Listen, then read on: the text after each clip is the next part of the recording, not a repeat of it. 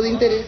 A ver, vamos a analizar este tema y en general el de gestión de este gobierno, y para ello hemos invitado a Henry Rafael Pintado, analista político que ya nos acompaña en los estudios. Henry, ¿cómo estás?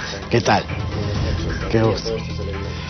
¿Te parece si empezamos un poco analizando este nuevo nombramiento de Kelly Portalatino, que parece ya una cuota establecida, ¿no? Perú Libre es o el Ministerio de Salud es para Perú Libre. Se ha cuestionado además la capacidad y experiencia en gestión que Portalatino pueda tener en esta rama tan importante y tan pesada como el Ministerio de Salud. Sí, yo creo que es bastante vergonzoso que un ministerio tan vital para el país, siempre se habla que los temas vitales, cuando hemos analizado campañas políticas aquí contigo, hemos dicho, no, los temas vitales para la ciudadanía es salud, educación, seguridad ciudadana, probablemente los ejes. Ok, salud, el tema más importante, ha tenido varios ministros, varios de ellos más que cuestionados por temas no solamente de malas praxis, sino sobre todo de corrupción, y en este último caso el que se fue. Además raros, ¿no? Porque fueron en este caso de salud de adelante para atrás, ¿no? Así es. Con Ceballos, que no era cuestionado, se cambió por uno súper cuestionado que terminó siendo censurado, y ahora con uno que ha acusado de corrupción, y que es raro, flagrante, ¿no? Casi, ¿no? Claro. Es raro, ¿no? Y a lo que iba, Juan Carlos, es que desde ese momento en el que Ceballos dejó de ser ministro de Salud, como tú bien lo dijiste, Perú Libre tomó esa cartera, ¿no? Así como había... Fue la ofrenda. Fue la ofrenda, por decirlo así, para mantener al partido de Vladimir Cerrón, que además se sabe que siendo médico, y siempre él así, sí es el más interesado en manejar el sector salud.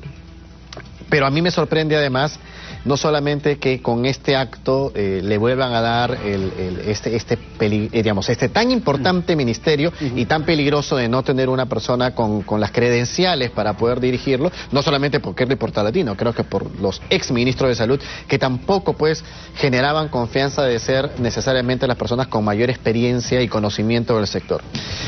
Pero sin embargo me parece clarito que es una jugada política para poder asegurar la vacancia, ¿no? Yo tenía la sensación... La no vacancia, claro, exacto. Claro. ¿No? Yo tenía la sensación, además, lo hubiera podido decir en otro momento, si Vladimir Cerrón tenía un poco de habilidad política, le correspondía poder ser, aprovechando que él siempre está, digamos, cuestionando la llegada de la OEA y a la OEA en sí, cuestionar que el Perú haya pedido la intervención de la OEA para decir que Perú Libre no apoya eso y que por ende dejan de apoyar al presidente. Pero claro está que Castillo, dentro de su, quizás la única habilidad que tiene es esto, negociar, y es así, llegó al poder, así bueno, fue es un sindicalista pues, como, ¿no? Claro, por lo menos tiene experiencia en eso. Y ¿no? Claro, ¿no? Y Portalatino además que fue muy crítica con Aníbal Torres, ¿no? Ahora diciendo que esta decisión de nombrar la ministra de Estado... Ayer se lo preguntaron y decía un poco como, es que depende de dónde estés, ¿no? En mi rol de congresista me correspondía ser fiscalizadora del Ejecutivo, ahora entre el Ejecutivo ya es distinto, ¿no? Como lo que suena... ahí me acomodo, ¿no? Lo que pasa es que es imposible creer que esta decisión ha venido del Premier. Ahora, quienes quedan en offside, para ponerlos en términos deportivos, en términos políticos, es también estos pequeños, este pequeño grupito de integrantes de Juntos por el Perú, ¿no? Que ahora tiene otro nombre en el Parlamento, que le mandaron esta carta al presidente pidiéndole cambios en el gabinete, ¿no? Y lo hicieron responsable de la crisis política que vivimos y pidieron cambios, y es claro que no va a haber ningún cambio, ¿no? Y que el único cambio que ha habido es más bien para un ministro de Estado que también es crítico de este grupo de izquierda, ¿no? Porque la izquierda está bastante dividida.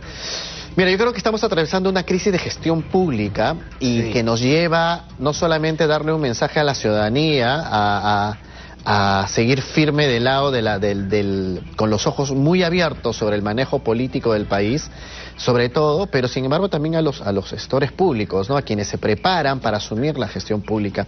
En las universidades yo soy profesor de la Escuela de Posgrado de Gestión Pública de la UPC, y tenemos un objetivo que es generar un mayor prestigio en los funcionarios públicos, ¿no?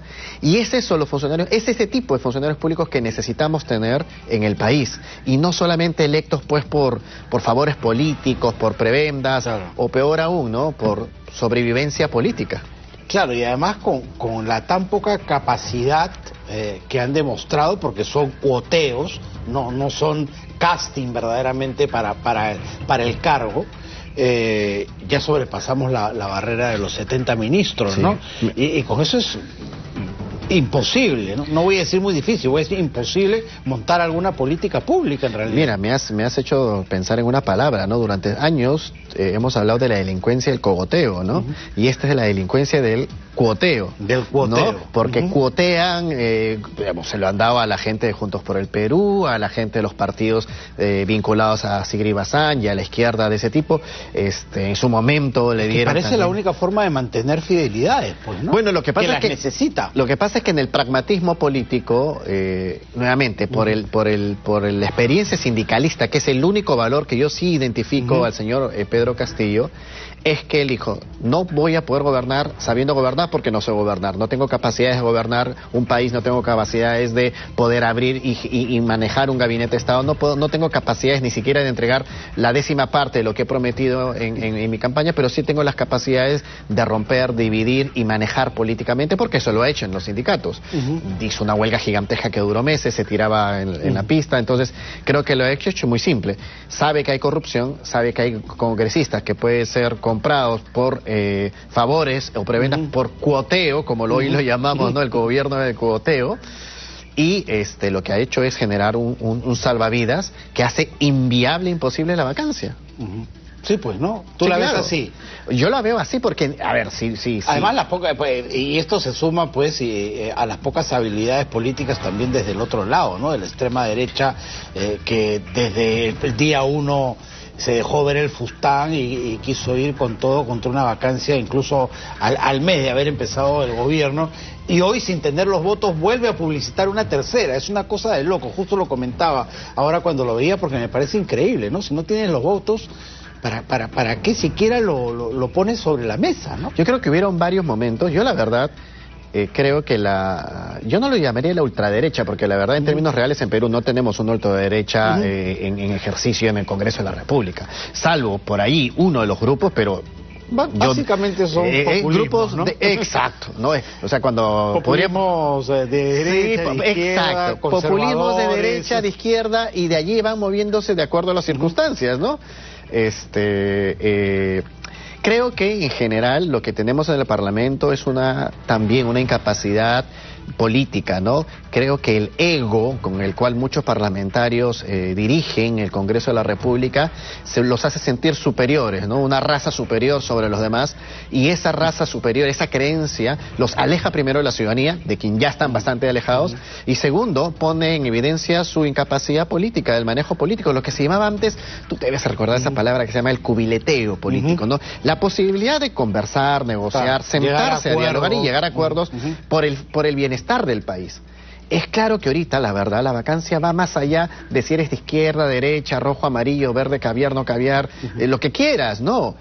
Es claro que hoy el país está en crisis, todos los trabajadores, creo, nadie lo que nos está viendo ahorita puede decir, yo la estoy pasando muy bien, o no tener la preocupación que está viendo. O sea, es real que no hay gasolina o que ha subido demasiado gasolina, los precios, Henry, etcétera. Finalmente la incertidumbre termina paralizando al país, ¿no? Porque nadie quiere moverse para ningún lado porque no sabe lo que viene el día de mañana, finalmente. Yo tengo, mira, yo tengo la certeza, ya ni siquiera la duda, tengo la certeza que el país está entrando en una situación de empezar recién a darse cuenta lo grave de la crisis económica.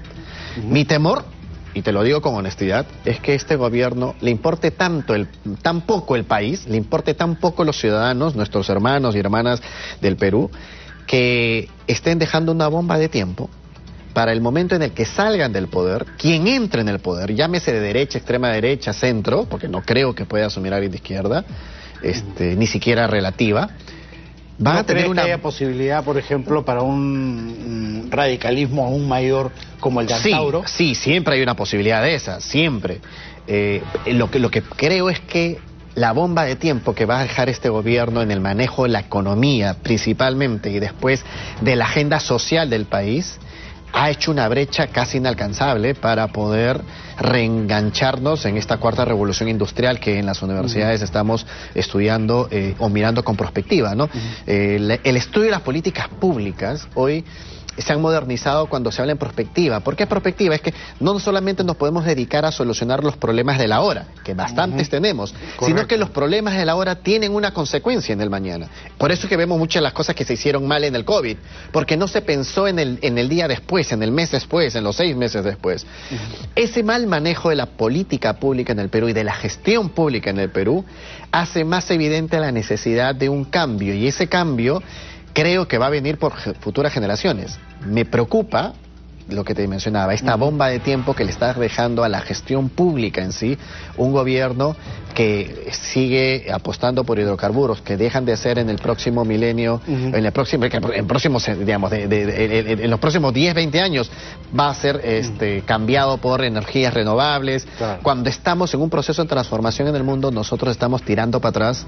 Eso muy poco se trata, ¿no? Porque, por ejemplo, ya la Unión Europea ha puesto límites claros en cuanto al cambio de matriz energética, y al 50 se supone que ya no deberían haber vehículos a combustión, por ejemplo. Hay empresas que ya han anunciado que el mercado de los hidrocarburos empieza a entrar en decadencia. El 2020, varias empresas, porque no voy a hacerle publicidad a nadie, han anunciado públicamente que no van a fabricar más autos a motor.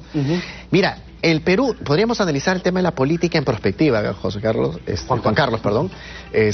Sería genial, porque podríamos ver que en cada área del país literalmente nos estamos alejando del futuro. Y eso sí le afecta a sus hijos, a sus hijas, señoras.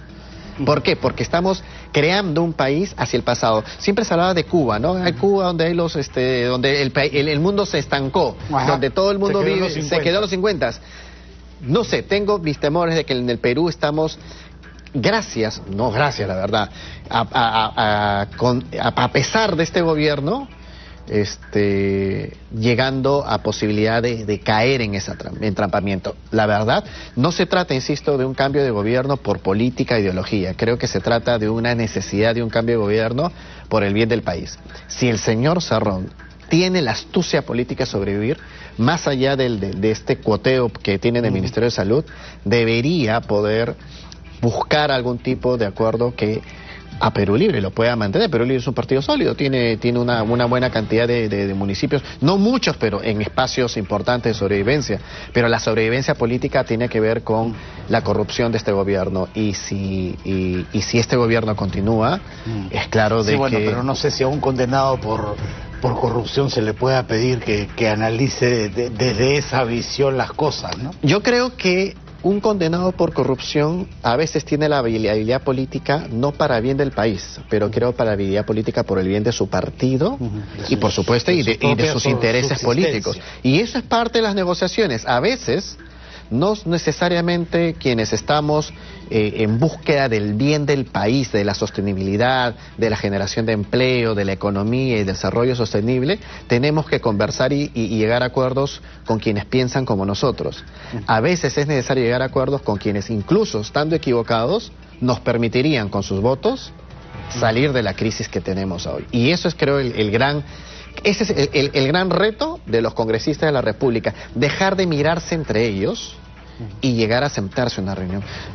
¿Tú ves como importante la llegada de la misión de la OEA la próxima semana, que podría pintarnos la cancha de distinta manera?